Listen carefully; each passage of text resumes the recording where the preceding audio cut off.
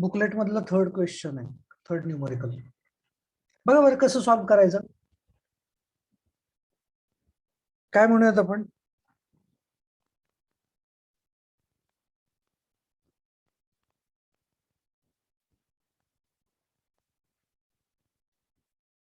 For the reaction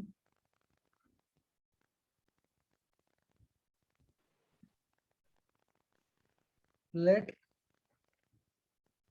the rate law be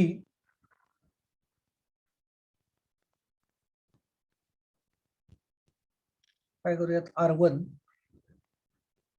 is equal to K into bracket NO raised to X into H2 raised to Y. This is initial rate.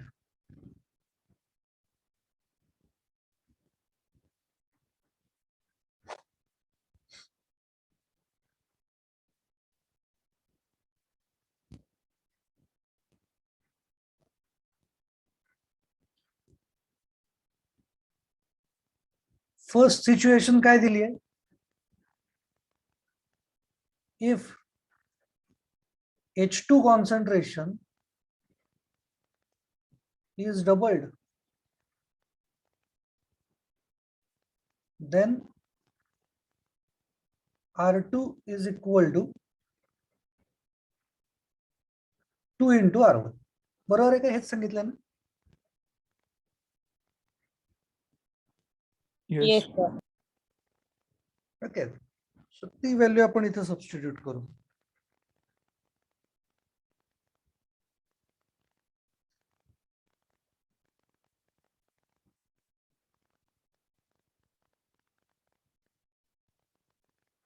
R2 is equal to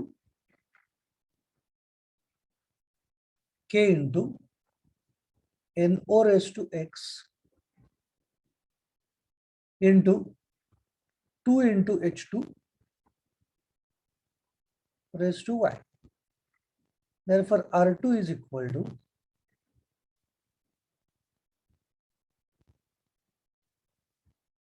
into 2 raised to Y into H2 concentration raised to Y. ब्रॅकेटच्या बाहेर काढलं फक्त 2 ला.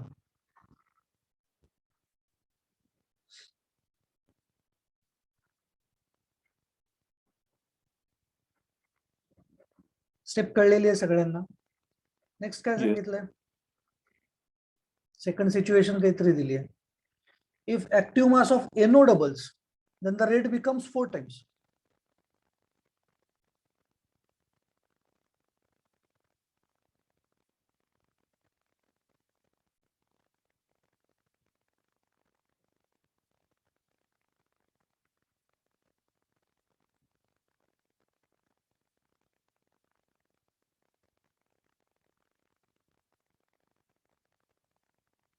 इथंच आपण actually हे लक्षात येते का बघा, तुमच्या सेकंड सिच्युएशन घ्यायच्या आधी सुद्धा याला आपण म्हणू equation number 1, this is equation number 2. therefore equation 2 divided by equation 1 काय होईल, R2 अपॉन R1. मी तेच इकडे मेन्शन करतो सगळं. R2 by R1 is equal to K into NO X into 2 raised to Y into H2 raised to Y divided by K into NO raised to X into H2 raised to Y, which is equal to 2 raised to Y. R2 upon R1 किती आहे, 2. R1 2 2 2. 2. Therefore Y is equal to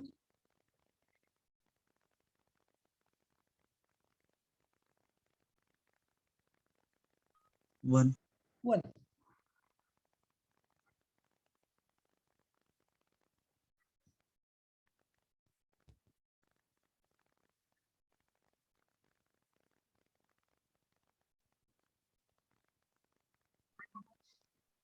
झालं की सांगा, मग आपण similarly दुसऱ्या x ची value calculate करू.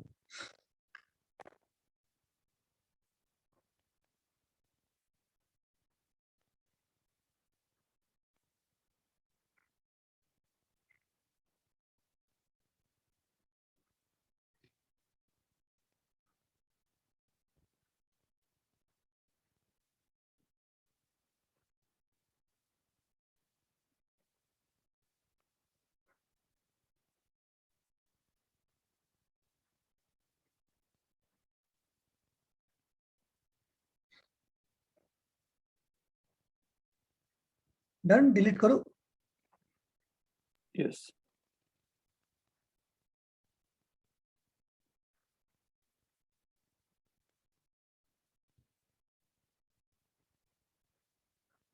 फक्त इकडची लेफ्ट हँड साइड फक्त डिलीट करतो. तिकडचं राहिलं असेल तर लिहू शकता.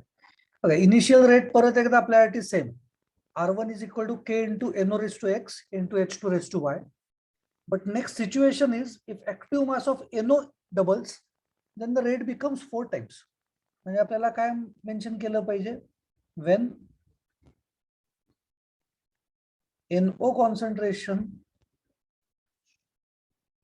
is doubled, R2 is equal to 4 into R1.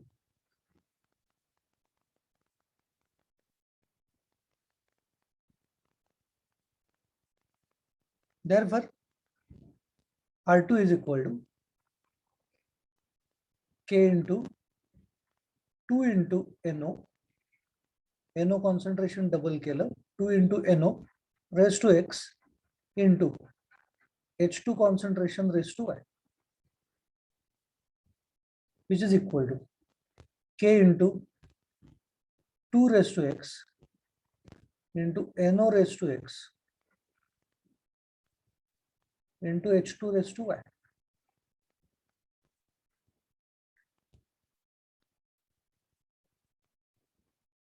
This will be equation number 2. Same law करायचं आहे. Equation 2 divided by equation 1.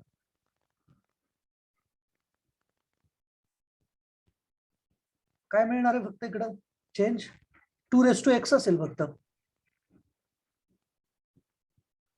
2 raised to X. बाकी सगळं same.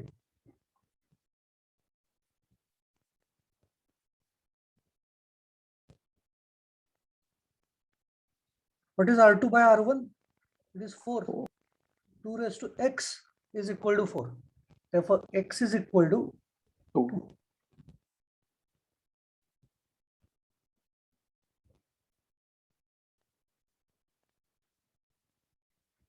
Therefore, rate law is equal to X आणि Y च्या values मिळाल्यात, substitute करून टाकू फक्त. K into NO raised to X into H2 raised to Y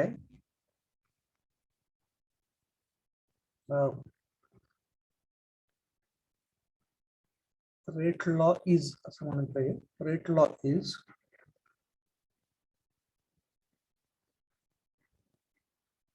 rate is equal to, therefore rate is equal to K into NO raised to 2 into H2 raised to 1. Raised to 1 काही mention करत बसण्याची गरज नाही.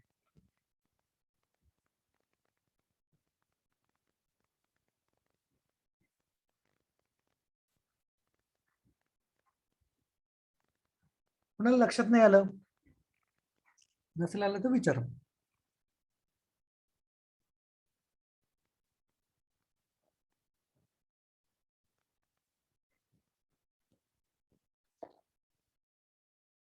Delete करतो.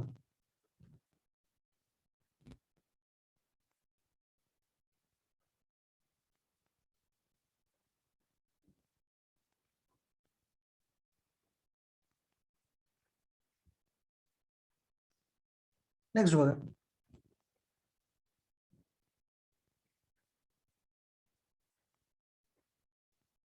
For a reaction A gives B, A plus B gives C. If concentration of A doubles, the rate of reaction doubles. And if concentration of B doubles, the rate increases 4 times. Find rate law.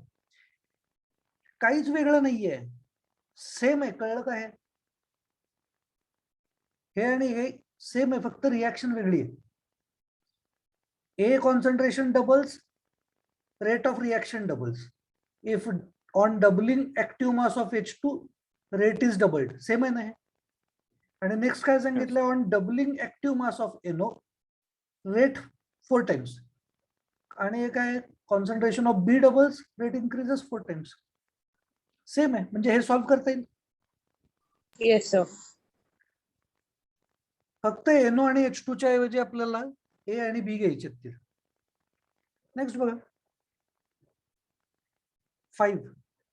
Right rate law for the reaction A plus B gives C from पाहिजे हे, from following data. Initial concentrations दिलेत. Initial concentrations A आणि B चे आहेत. First column A चं concentration आहे, second column B concentration आहे, and these are initial rates. म्हणजे A चं कॉन्सन्ट्रेशन एवढं असेल, B चं कॉन्सन्ट्रेशन एवढं असेल, इनिशियल रेट एवढा आहे. नंतर A चं कॉन्सन्ट्रेशन चेंज केलं, B चं तेवढंच ठेवलं, तर असा चेंज होतोय रेट ऑफ रिएक्शन मध्ये. नंतर A चं कॉन्सन्ट्रेशन एवढं केलं, B चं एवढं केलं, तर हा चेंज होतोय.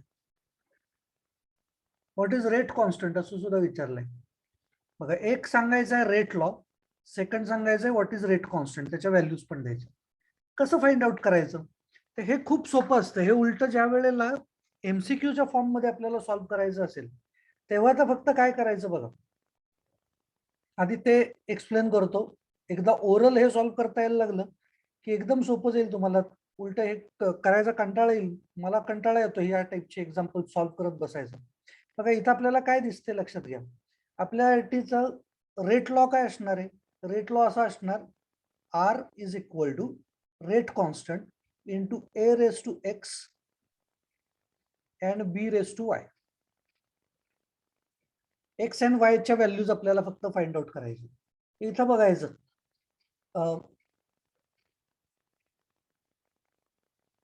हे किती टाइम्स झालं, 1.5 टाइम्स. हे बरोबर 1.5 टाइम्स. हे सेम आहे.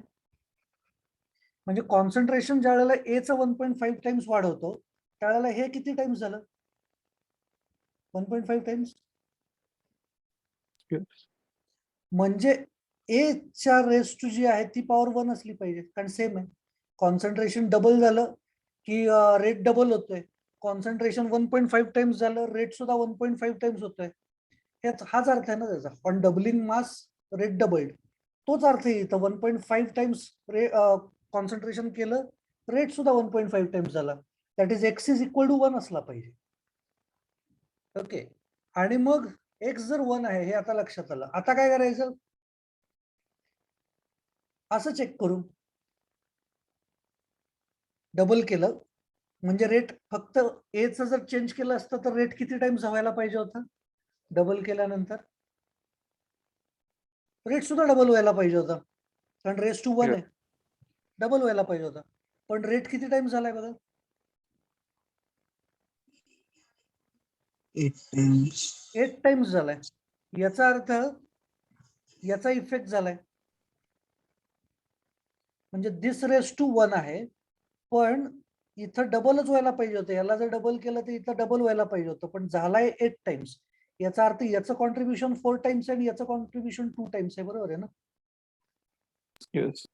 हे 4 टाइम्स होण्यासाठी Y काय पाहिजे, डबल केल्यानंतर हे 2 टाइम्स, रेस टू 2 पाहिजे. कळतंय मी काय म्हणतोय. A रेस टू 1 आणि B रेस टू 2 आला पाहिजे. हे ओरली करता येतं. आता आपल्याला काय केलं पाहिजे, इथं जर त्यांनी डायरेक्टली व्हॅल्यूज दिले असतील तर आता सारखं करायचं.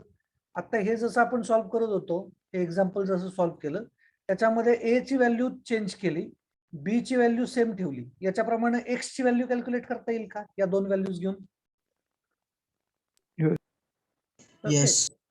Substitute that value of x या सिच्युएशन मध्ये, म्हणजे फक्त y ची व्हॅल्यू शोधायला लागेल.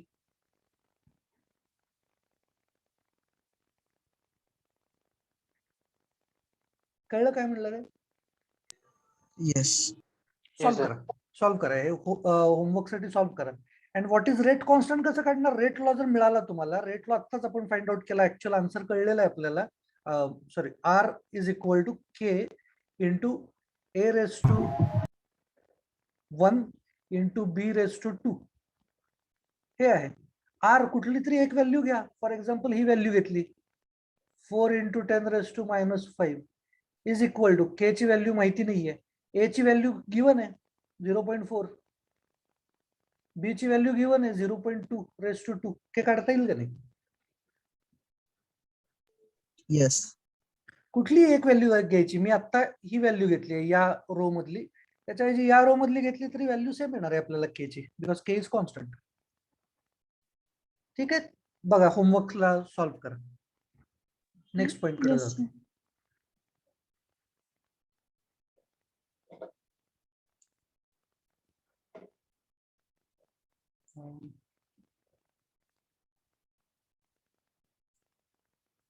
Okay, next example.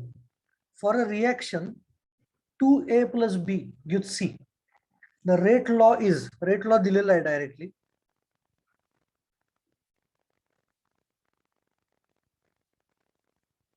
If rate constant is, काहीतरी rate constant ची व्हॅल्यू दिली, calculate rate of reaction when A ची व्हॅल्यू दिलेली आहे, B व्हॅल्यू दिली आहे, C व्हॅल्यू दिली आहे.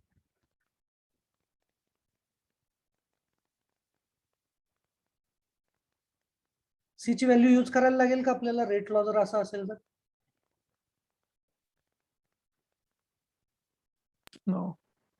नाही यूज करायला लागणार. आपल्याला फक्त A ची व्हॅल्यू सबस्टिट्यूट करायची आहे, B ची व्हॅल्यू सबस्टिट्यूट करायची आहे, रेट कॉन्स्टंट दिलेला आहे. सो K ची व्हॅल्यू आहे,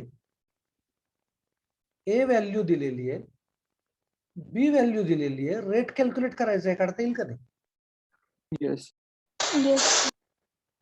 ओके, सो तिन्ही एक्झाम्पल सॉल्व्ह करा होमवर्कला. Next concept, define and explain order of reaction. Order, आता ऑर्डर ही कन्सेप्ट इम्पॉर्टंट आहे, थोडंसं आपण आधी एक्सप्लेन करतो आणि मग परत आपल्या नोट्सकडे घेऊया. बघा, what is order of reaction? Order of reaction याचा अर्थ होत असतो की नंबर ऑफ मोलिक्युल्स, इथे मेन्शन करतो मी directly, order of reaction is equal to number of molecules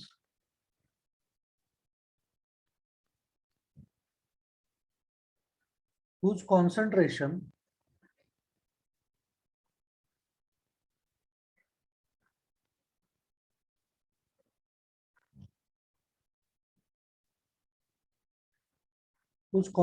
influences the rate of reaction.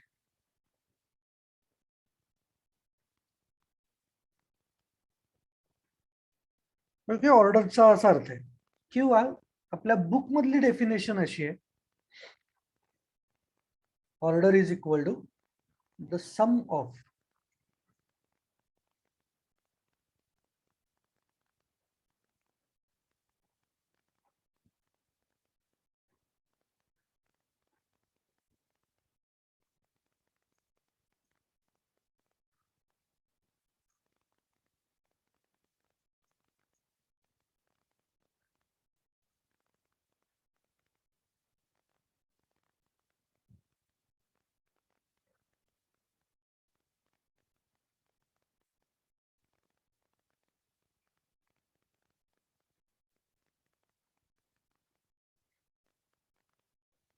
the sum of powers to which concentration of reactants are raised in rate law. म्हणजे जर आपल्याला एखादी reaction कुठली तरी दिली आणि त्याचा रेट लॉ आपल्याला आता असा म्हणलाय, rate is equal to K into A raise to X into B raise to Y. इथं काय मेन्शन केलंय? सम ऑफ पॉवर्स, या पॉवर्स आहेत to which concentration of reactants are raised. म्हणजे ऑर्डर काय येणार? X plus Y. Is order. लक्षात आलं? Yes. ओके, म्हणजे आत्ताचे आपलं जे एक्झाम्पल होतं त्याच्यासाठीचे न्यूमरिकल्स आपण जे सॉल्व्ह केले त्याच्यासाठी काय आलेलं होतं? Rate is equal to K into A raise to 1 and B raise to 2. Order काय? 3. 3. 3. याला थर्ड ऑर्डर रिॲक्शन असं म्हणलं जातं. If order is equal to 2, second order reaction. Order is equal to 1, first order reaction. Order 0, zero order reaction. कोणाला काही doubt येतोय का याच्या? आता एक एक कन्सेप्ट त्याच्यातल्या ऑर्डर मधली एक एक कन्सेप्ट आता आपण थोडस एक्सप्लेन करायचा ट्राय करतो. नाही थांबा, व्हाईट बोर्ड वरतीच येतोय हे.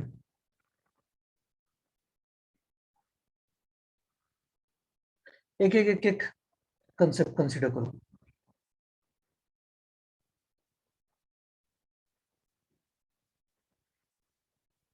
Order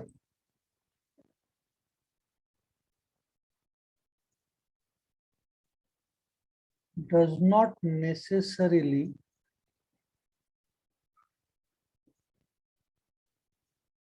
expresses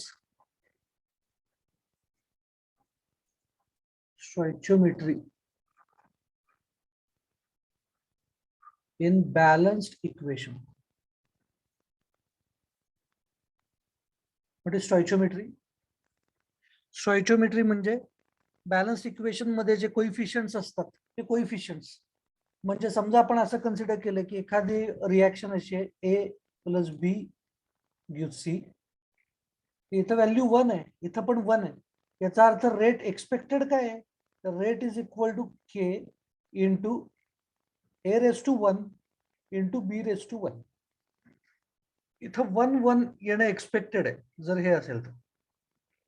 but it is not necessary की हेच कोइफिशियंट्स इथं पॉवर म्हणून येतील. असं असू शकतं की या 1च्या ऐवजी इथं 2 आहे आणि या 1च्या ऐवजी इथं 3 आहे. अर्थ काय झाला याचा? ऑर्डर इज इक्वल टू 5 असं झालेलं आहे. ते 5 ऑर्डर रिॲक्शन. नेक्स्ट, सेकंड की फीचर, इट इज experimentally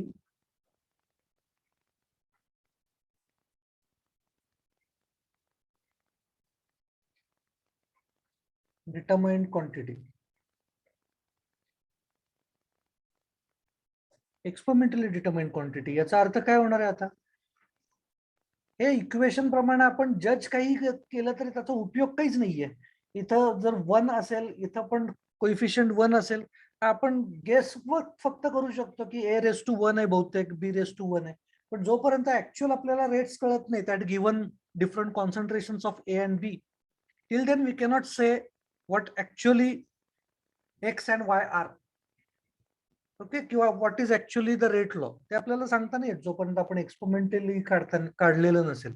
म्हणजे जर तुम्हाला डायरेक्टली एखादी रिॲक्शन दिली आणि बाकी कुठल्याच व्हॅल्यूज नाही दिल्या, कॉन्सन्ट्रेशनच्या, रेटच्या किंवा रेट कॉन्स्टंटच्या काहीच व्हॅल्यूज नाही आहेत, आणि आपल्याला डायरेक्टली म्हणलं नाही तुम्ही रेट लॉ कॅल्क्युलेट करून दाखवा आम्हाला, तर दाखवता नसतो येत.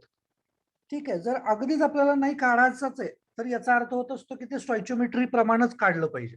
अदरवाईज आपल्याला ते पॉसिबल नाहीये, एक्सपेरिमेंट केल्याशिवाय अदरवाईज निघत नाही. थर्ड,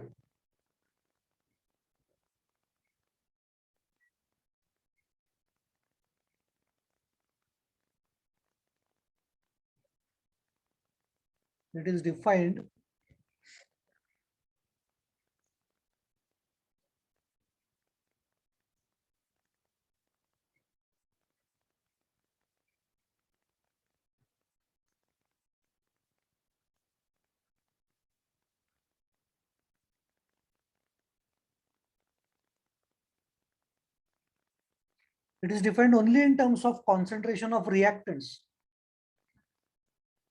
म्हणजे काय? And not concentrations of products. प्रॉडक्टचा काही संबंध नाहीये याच्यामध्ये, कारण रेट ऑफ रिॲक्शन आपण जी काही कन्सिडर करतोय that depends only on the concentrations of रिॲक्टंट्स.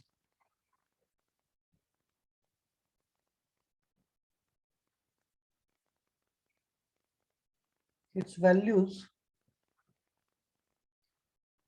may be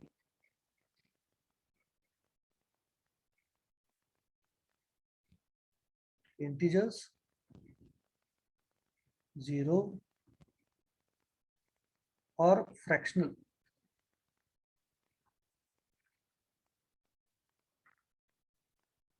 म्हणजे असं होऊ शकतं की rate is equal to k into a raise to 1.2 b raise to 3.3 असू शकतं. ओके, म्हणजे फ्रॅक्शन्स.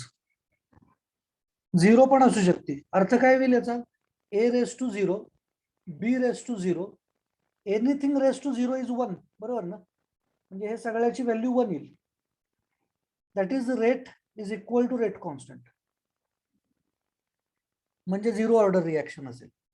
आणि इंटिजर्स म्हणजे आताच बघितलं आपण, 1 असेल, 2 असेल, first order, second order. Next,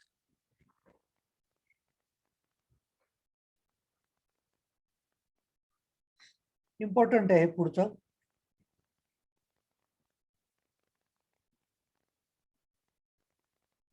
reactions of first and second order are very large in number.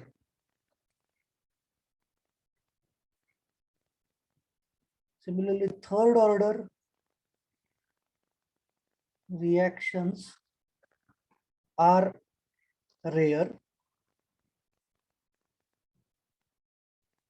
and higher order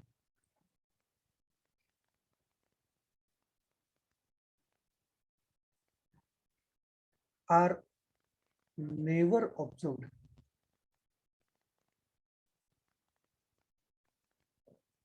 म्हणजे 3 पेक्षा हायर व्हॅल्यू असलेली ऑर्डर अजूनपर्यंत आपल्याला सापडलेली नाहीये. आपण थिअरॉटिकली आपण सगळं मेन्शन करू शकतो, बट थर्ड ऑर्डर पेक्षा मोठी ऑर्डर अजूनपर्यंत आपल्याला सापडलेली नाहीये कुठलीच रिॲक्शन. म्हणजे अर्थ काय होत असतो याचा बघा. काय नेमका ऑर्डरचा अर्थ काय तो एकदा लक्षात आला तर तुम्ही पुढचं सगळं व्यवस्थित तुम्हाला समजू शकेल. बघा, समजा आपण असं कन्सिडर केलं, एखादी काहीतरी रिॲक्शन मी कन्सिडर करतो, CH4 म्हणतो इथं, plus Cl single bond Cl gives, असं कन्सिडर करतो की इथं बाकी सगळं सेम आहे. एक हायड्रोजन रिप्लेस केलाय by chlorine and then HCl.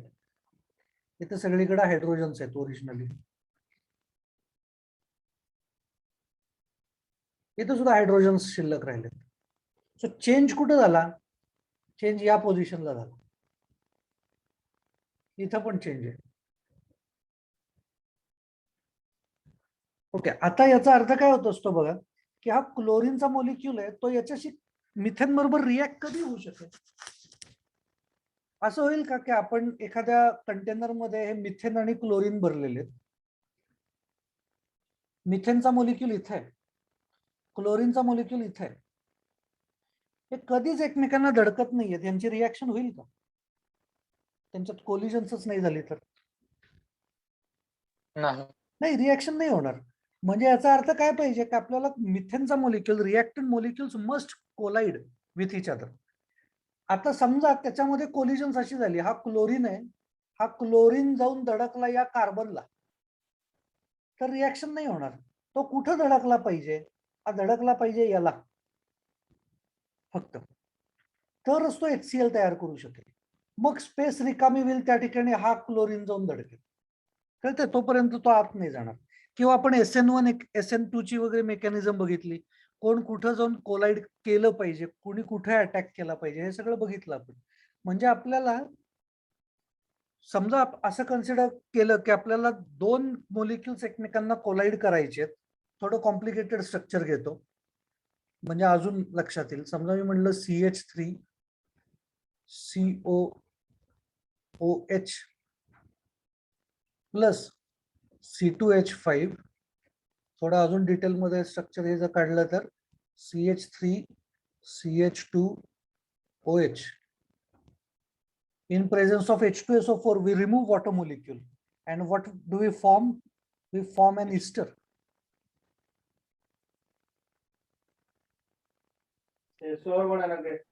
Plus water.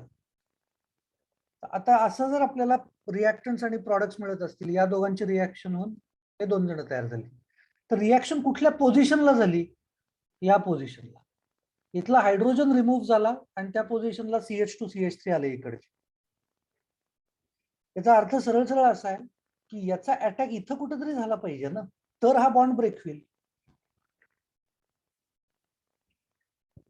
म्हणजे जर मोलिक्युलचं आपण स्ट्रक्चर काढलं कम्प्लीट, तर हे स्ट्रक्चर कसं आहे?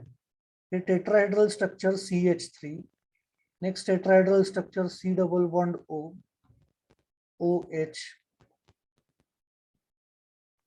त्याच्यामध्ये दुसरा CH3, हे टेट्राहेड्रल स्ट्रक्चर, हा CH2,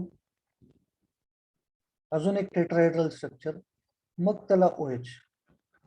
एवढी सगळी ऑप्शन्स असताना त्यातला बरोबर हा ऍटम जाऊन इथं जर कोलाइड झाला, हा ऍटम जर बरोबर इथं कोलाइड झाला, तरच समजा रिएक्शन होणार आहे. बाकी कुठलीही कोलिजन झाली तर रिएक्शन होणार नाहीये. तर याची प्रोबॅबिलिटी काय? एवढ्या सगळ्या ऍटम्स मध्ये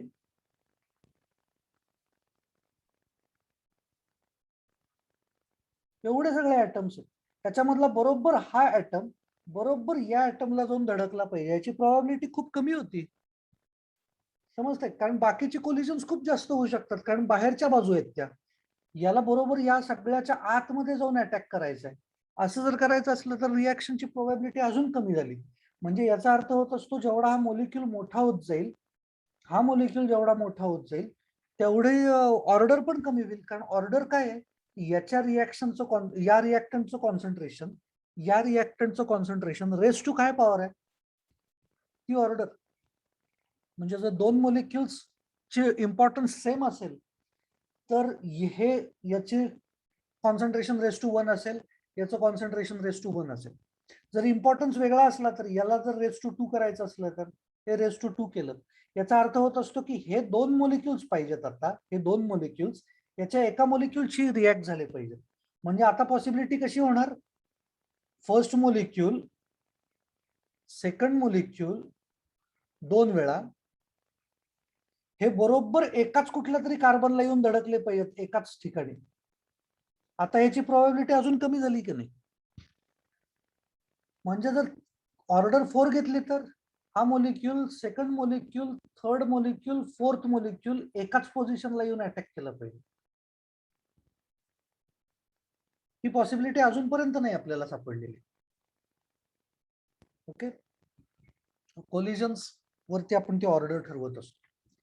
आता जर आपल्या बुकलेट मध्ये चेक करू, काही अजून एखादी त्यातलं कॅरेक्टरिस्टिक किंवा एखादी इम्पॉर्टंट काही कन्सेप्ट राहिली आहे का? Define and order, explain order of reaction. एक एक कन्सिडर करू. Order of reaction is defined as the sum of powers to which the concentrations of the reactants are raised in the rate law for the reaction. ते already explain केलं मी. त्याच्यामध्ये जर reaction अशी घेतली, rate law असा दिलाय, तर order काय होणार आहे? X plus y. पॉवर जी आहे ती घेतलेली. Next, order of the reaction with respect to the reactants is the power to which the concentration terms of that reactant in the rate law equation is raised. Okay, हा point बोलला पाहिजे. म्हणजे आता समजा मी असं आपल्याला सांगितलेलं असेल की rate is equal to k into a raise to 1 and b raise to 2. तर याला काय म्हणलं जाणार आहे? दिस इज काय ऑर्डर काय येणार याची? 3, 1, 3. 3. Order is 3. So third order reaction आहे. But if we want to express order with respect to the reactants, तरी चालू शकतं. म्हणजे काय? The rate of reaction किंवा rate law प्रमाणे order of reaction is 3.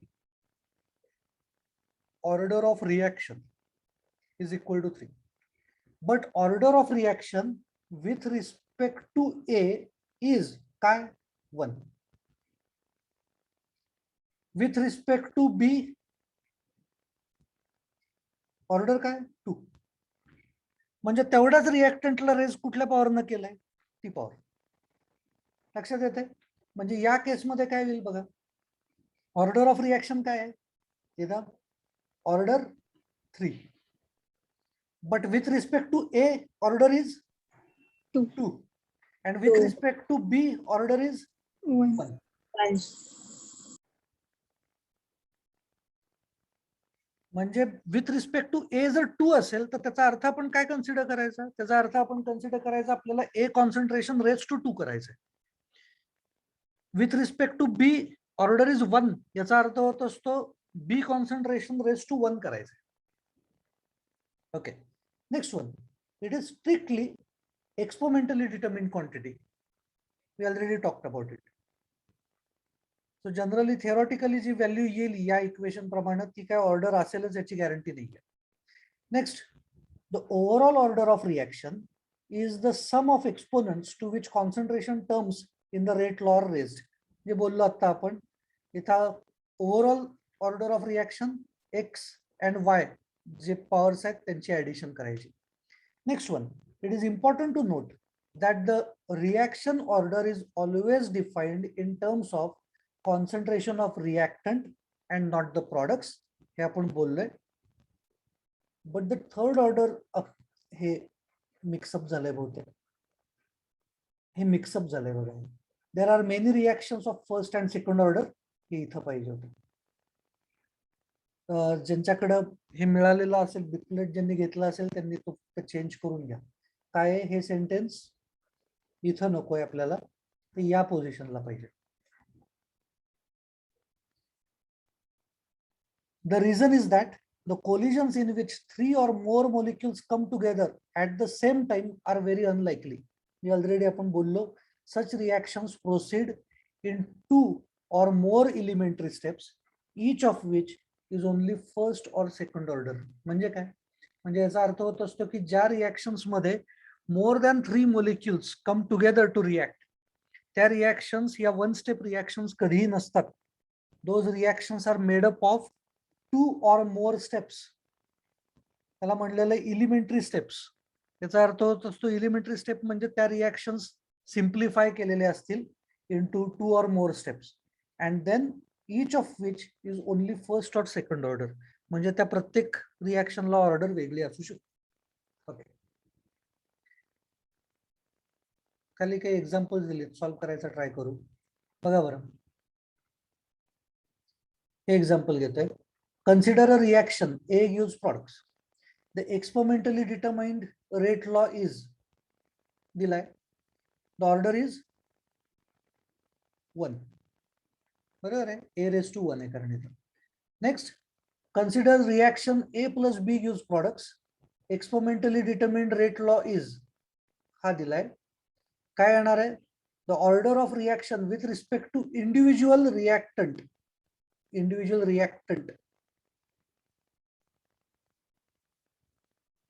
Is 1. बरोबर आहे काय, रेस टू 1 आहे. And overall order is 2.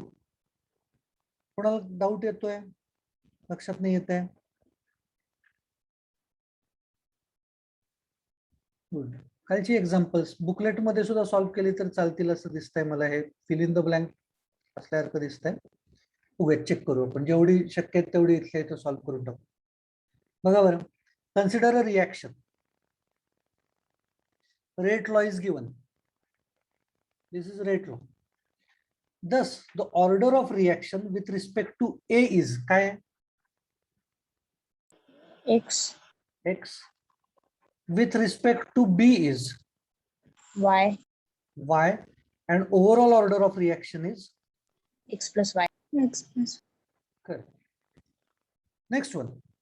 For the reaction twice H2O2 gives 2 H2O plus O2. The rate is equal to K into H2O concentration. The order of reaction is 1. 1. Important आहे ही reaction, लक्षात ठेवा. ही CET JEE ला खूप वेळेला विचारलेली आहे, याची order काय आहे. ही अशा फॉर्म मध्ये एक्सप्लेन केली गेली आहे की इथं टॉईस H2O2 आहे आणि तरी सुद्धा रेट लॉ मध्ये H2O2 रेस टू 1 आहे. So it is first order reaction. आणि हे काहीच मेन्शन न करता, रेट लॉ मेन्शन न करता आपल्याला ऑर्डर विचारतात सीईटी आणि जेईला, it is 1.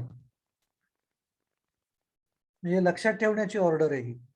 Next, NO2 plus CO gives NO plus CO2, rate is equal to K. Sir हा बोल बोल. म्हणजे तो तेवढाच इनकम्प्लीट क्वेश्चन असतो का? हो, तेवढाच इनकम्प्लीट असतो. म्हणजे हे रेट लॉ दिलेला नाहीये, डायरेक्टली विचारतात ऑर्डर काय आहे. म्हणजे ते मेमरी बेस्ड आहे सगळं ते H2O2 या रिॲक्शनचं, या पर्टिक्युलर रिॲक्शनचं. Okay sir. ओके, नेक्स्ट बघा काय दिली, रिॲक्शन दिलेली आहे. रेट इज इक्वल टू, इथं एम्प्टी स्पेस आहे, hence the reaction is of second order, हे सांगितलं, with respect to NO2 and overall order is also 2. म्हणजे आता काय करू सांगा मला इथं, second order with respect to NO2. NO2 raised to 2. Correct, NO2 raised to 2 and overall order is also 2. म्हणजे मला हा CO घेतला पाहिजे का? हो, CO raised to 1. CO raised to 1, नाही, CO raised to 0. CO raised to 0, that is 1. काही anything raise to 0 is 1. So आपण CO raised to 0 घेण्याची गरजच नाहीये. सो रेटला एवढाच होईल बघा.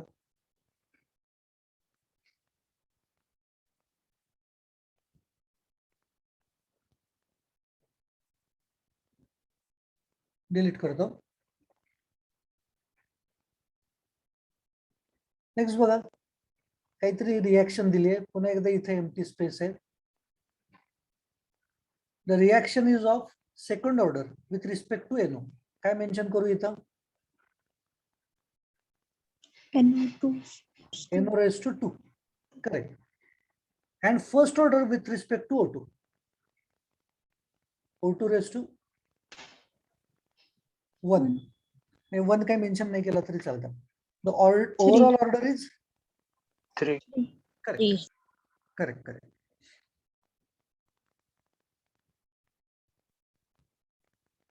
Next one. Reaction दिली आहे, इथे empty space आहे. The reaction is first order with respect to N2O5 and overall order is, म्हणजे इथं रेट इज इक्वल टू काय मेन्शन केलं पाहिजे?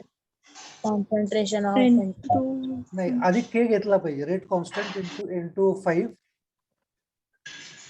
First order raise to 1. Overall reaction order is 1. 1. कारण दुसरा कोणी रिॲक्टंटच नाहीये, त्याच्यामुळं सेम असेल. ओके, ही सुद्धा इम्पॉर्टंट. इथलं जसं सांगितलं होतं तसंच मेमरी बेस्ड याच्यावरती विचारतात. This is also first order reaction. Memorise करण्याचा प्रकार आहे, ऑर्डर फर्स्ट आहे म्हणून. Next, acetaldehyde gives methane plus carbon monoxide. Rate is equal to K into CH3CHO concentration raised to 3/2. The order of reaction is 3/2. 3/2. Next, find the rate constant of first order reaction. A gives B if the rate of reaction काहीतरी आहे. ठीक आहे, हे आपण उद्या solve करूया. आज झालेल्या पार्ट मध्ये कुणाला काही डाऊट असला तर विचारा.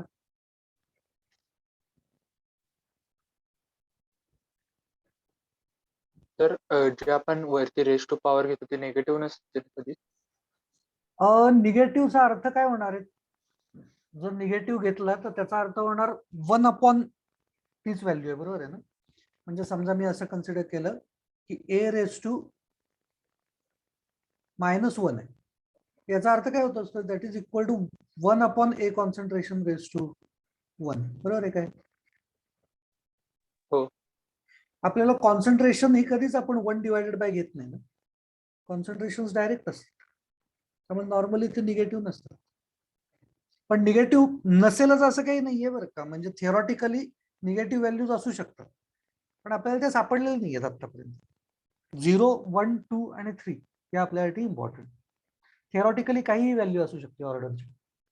म्हणजे समजा आपल्या ऑर्डर ऑफ रिॲक्शन त्यांनी 0 दिलेली होती म्हणून विचारलं, म्हणजे ते 1+1 आणि एकाचं -1 म्हणून 0 होऊ शकते. निगेटिव्ह व्हॅल्यूज नसतील असं नाहीये. म्हणजे समजा आपल्याला आतापर्यंत एक्झाम्पल्स कशी होती, एचं कॉन्सन्ट्रेशन डबल केलं तर रेट डबल झाला. ओके, याच्याऐवजी जर आपल्याला असं सांगितलं एचं कॉन्सन्ट्रेशन डबल केलं तर रेट हाफ झाला,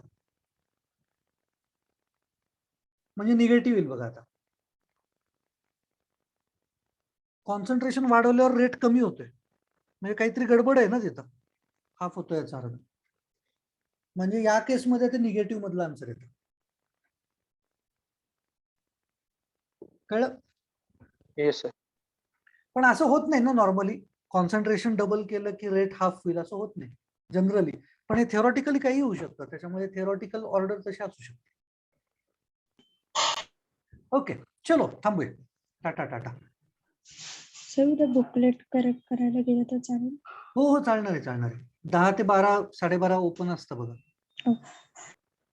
ओके, चलो टाटा टाटा.